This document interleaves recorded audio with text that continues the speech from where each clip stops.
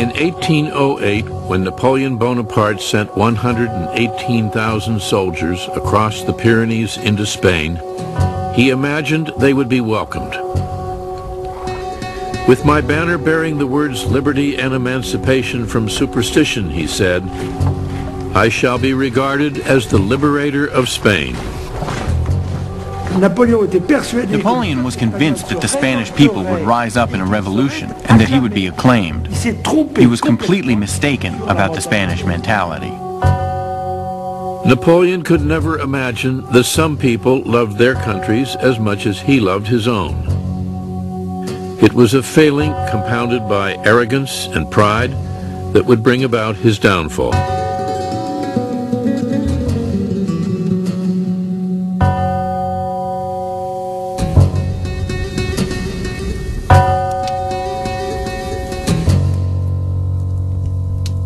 Napoleon's economic blockade of Great Britain wasn't working. Defying his command, Spain had been trading with his enemy. Determined to bend the Spanish people to his will, he decided to make Spain a part of his empire.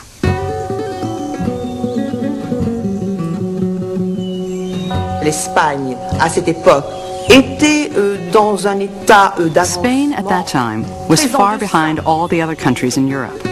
Napoleon considérait un petit peu Napoleon considered the Iberian Peninsula another world, comme des gens des âges obscurs, with people from the Dark dominés Ages, par un clergé dominated by clergy, according to Napoleon, illettrés, who were illiterate, ignorants, ignorant, et fanatiques. and fanatical. Il pensait que ces He thought gens-là that there would be no resistance whatsoever. On May 2nd, the Spanish people rose up against the French army in Madrid.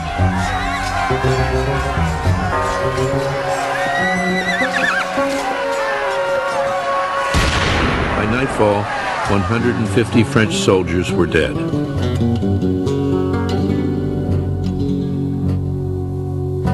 The French retaliated.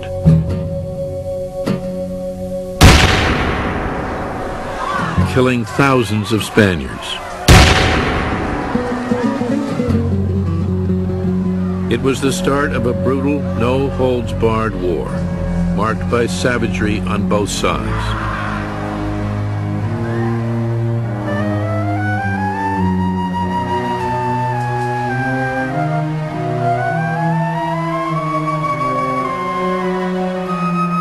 The French tortured and mutilated their prisoners. The Spanish did the same.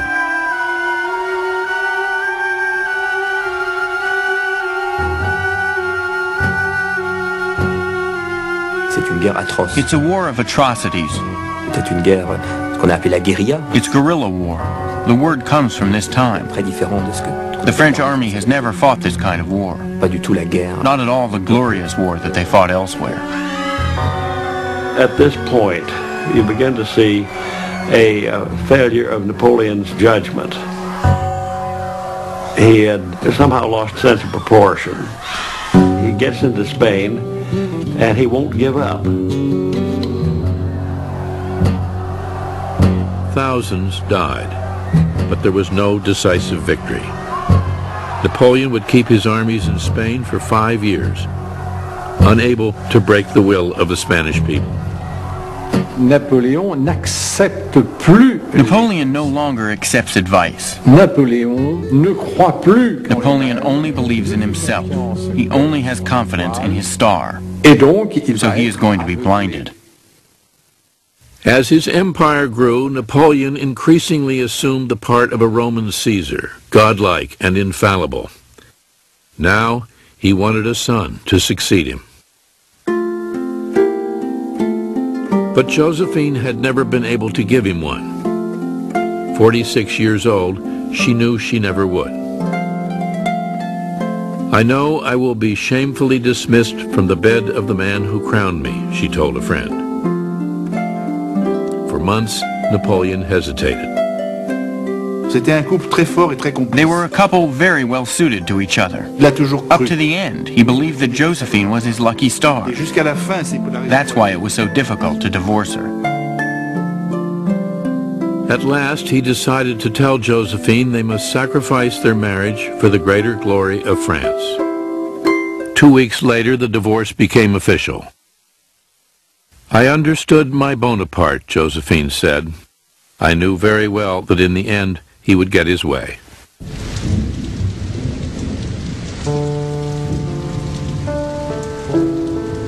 Josephine went at once to Malmaison.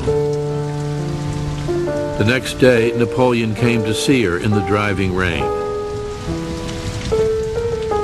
Hand in hand, they walked through the downpour. Then he was gone. Pour elle, c'est fini. For her, it's over. Elle ne sera plus l'impératrice. She will no longer be Empress Josephine. Mais Napoléon n'a pas non plus. But Napoleon doesn't want this break either. Il tient à Joséphine, il l'aime. He's attached to Josephine. He loves her. Et donc and it's difficult for him too. Napoleon gave Josephine Malmaison and an allowance of 3 million francs a year.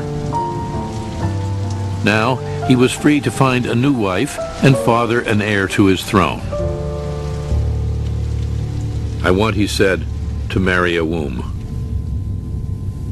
He cast his eye on the Archduchess Marie-Louise, the 19-year-old daughter of his old enemy, the Emperor Francis I of Austria. Marriage to Marie-Louise would ally him with the Habsburgs, one of the great reigning families of Europe. But the young woman despised Napoleon. Just to see the man, she wrote in her diary, would be the worst form of torture. Her father overruled her objections. Marriage with Napoleon, he told her, would bring Austria peace and an alliance with the most powerful country in Europe. Brought up to obey, the 19-year-old girl said goodbye to her family and headed toward France. On April 2nd, 1810, Emperor Napoleon Bonaparte married the Archduchess Marie-Louise, with all the extravagant display befitting the joining of two empires.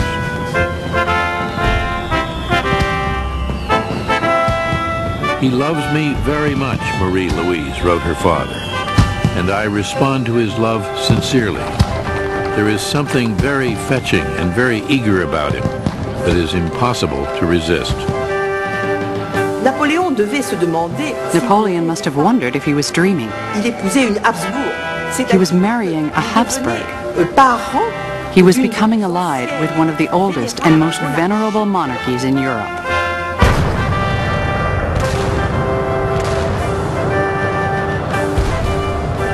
Just 1 year after their marriage, the thunder of cannon brought all of Paris to attention. Marie-Louise had given birth to a baby boy.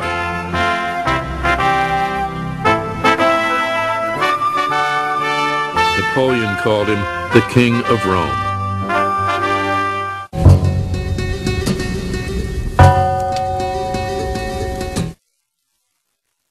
With a son and a devoted wife, Napoleon seemed transformed.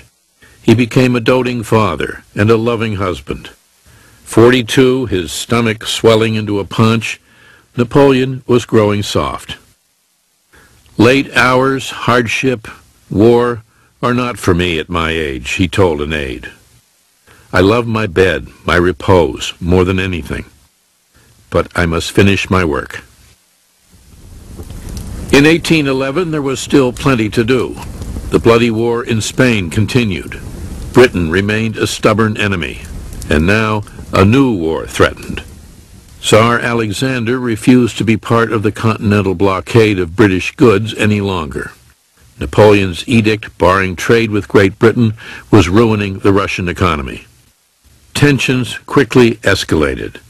Every attempt to negotiate failed. In the spring